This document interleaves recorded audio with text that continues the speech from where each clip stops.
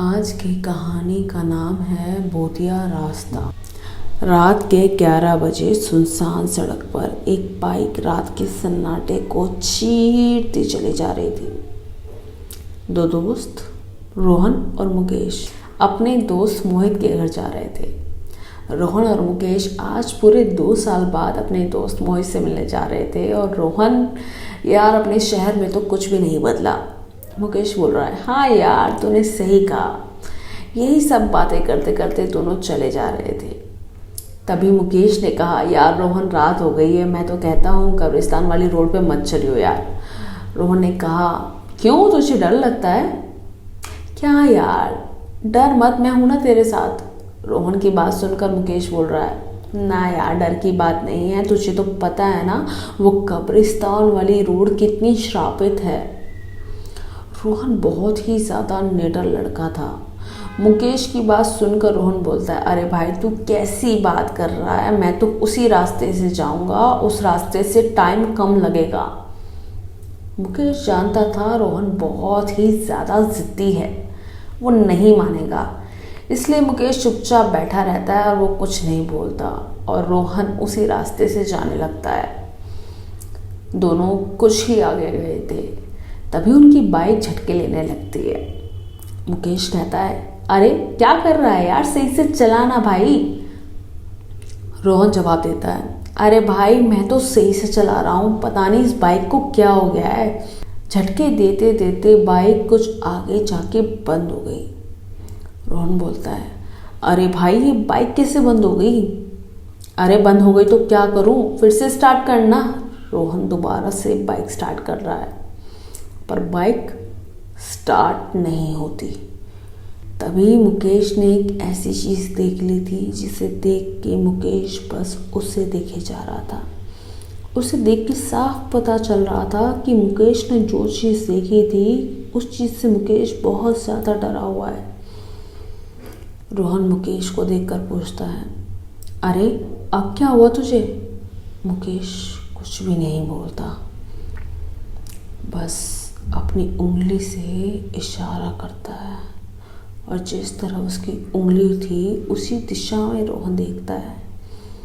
वो देखता है कि उसकी बाइक कहीं और नहीं बल्कि उसी कब्रिस्तान के गेट के आगे खराब हुई थी।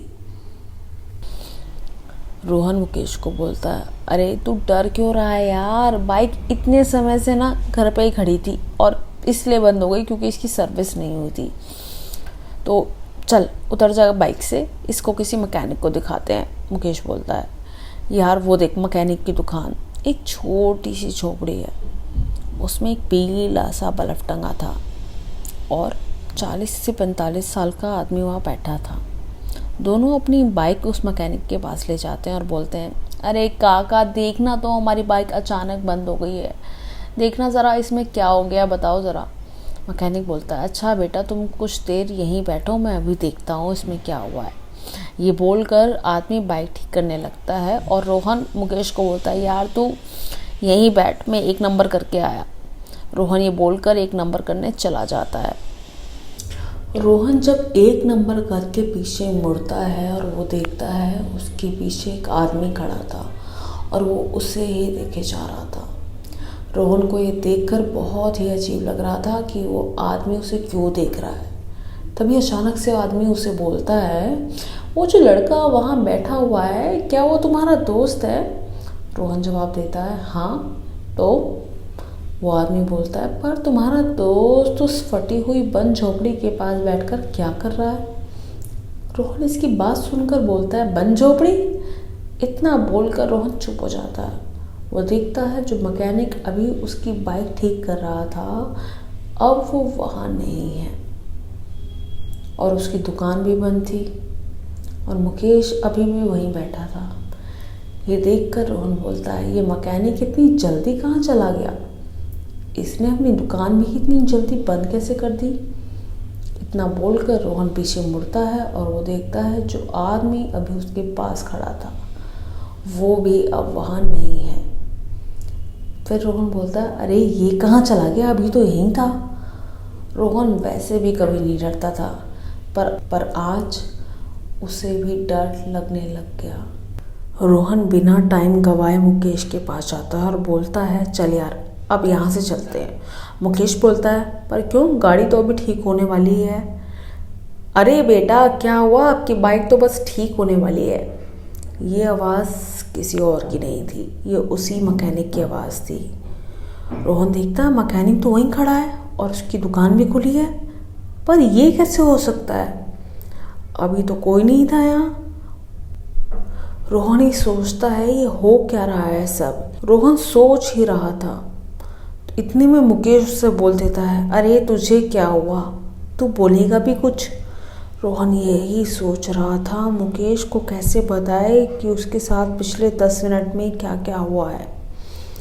रोहन बोल रहा है मुकेश तू मेरे साथ 1 मिनट के लिए थोड़ा सा इधर आ। रोहन मुकेश को थोड़ा सा साइड में ले जाता है और बोलता है यार मुकेश ये जो मैकेनिक है ना ये भूत है।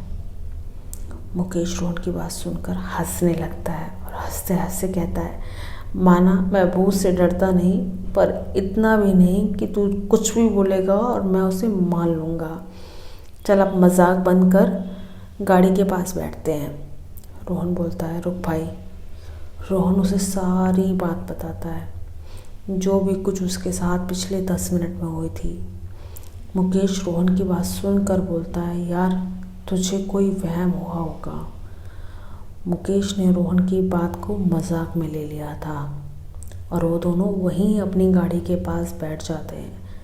तभी वो मैकेनिक अपनी गंभीर आवाज़ में बोलता है बाबू साहब क्या आपने अभी तक नहीं सोचा, एक सुनसान सड़क और आसपास कोई भी नहीं, बस एक कब्रिस्तान, और कब्रिस्तान के गेट के सामने एक मैकेनिक की दुकान और साइड में जंगल, और उसने रात के 12 बजे तक अपनी दुकान खोल रखी है। वो दोनों कुछ नहीं बोलते, बस एक दूसरे को देखते हैं और उस मैकेनिक की बात सुन रहे होते हैं। तो मैकेनिक अपनी बात को जारी रखते हुए कहता है मैं आपकी बाइक तो ठीक कर दूंगा, पर उसके कोई पैसे नहीं लूँगा। मुकेश ने झिझकते हुए कहा पर क्यों? मैकेनिक मुस्कुराते हुए बोला मैं पैसे नहीं लेता और मुझे पैसे चाहिए भी नहीं, मुझे तुम दोनों की जान चाहिए।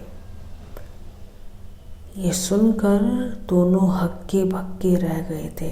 दोनों ने ना आओ देखा न ताओ देखा, वहाँ से उठे और भागने लगे। दोनों लगातार भागे जा रहे थे, पर वो कब्रिस्तान की दीवार पार नहीं कर पा रहे थे। दोनों को भागते भागते लगभग आधा घंटा हो गया था। दोनों की सांस फूलने लगी थी। दोनों अचानक रुक जाते हैं और वो देखते हैं आगे उस मैकेनिक की दुकान है, वही कब्रिस्तान का गेट था जहाँ से दोनों भागे थे। वो मैकेनिक अभी भी उन्हें देख के मुस्कुरा रहा था, मानो वो कह रहा हो तुम अब कहीं नहीं जा सकते। दोनों सोच रहे थे कि वो क्या करें। तभी रोहन मुकेश को जंगल की ओर भागने को बोलता है। दोनों जंगल की ओर भागने लगते हैं। दोनों जंगल के काफ़ी अंदर आ गए थे। तभी दोनों को एक औरत के रोने की आवाज़ आती है।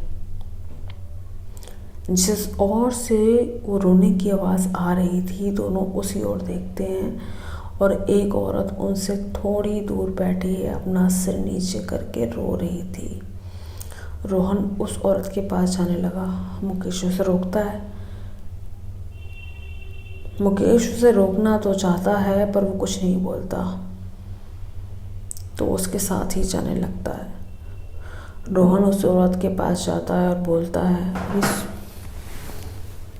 अरे सुनिए, कौन है आप? इतनी रात को यहाँ क्या कर रही हैं? और वो औरत रोहन की बात का कुछ जवाब नहीं देती, जैसे उसने रोहन की बात सुनी ही ना हो। रोहन अपने हाथ से औरत को छूते हुए कहता है अरे कौन है आप क्यों रो रही हैं? इस बार उसकी बात वो सुन लेती है और वो अचानक अपना रोना बंद कर देती है। उसने मेरे पति को मार दिया, बस इतना बोलकर वो फिर से रोने लगती है। मुकेश डरते डरते बोलता है, किसने तुम्हारे पति को मार दिया? वो औरत और गंभीर आवाज़ में बोलती है, उसने मेरे पति से अपनी गाड़ी ठीक कराई और जब मेरे पति ने पैसे मांगे तो उसने मेरे पति को मार दिया। और अब हम सबकी गाड़ी ठीक तो करते हैं पर पैसे नहीं लेते। इतना बोलकर वो औरत उन दोनों की तरफ देखती है।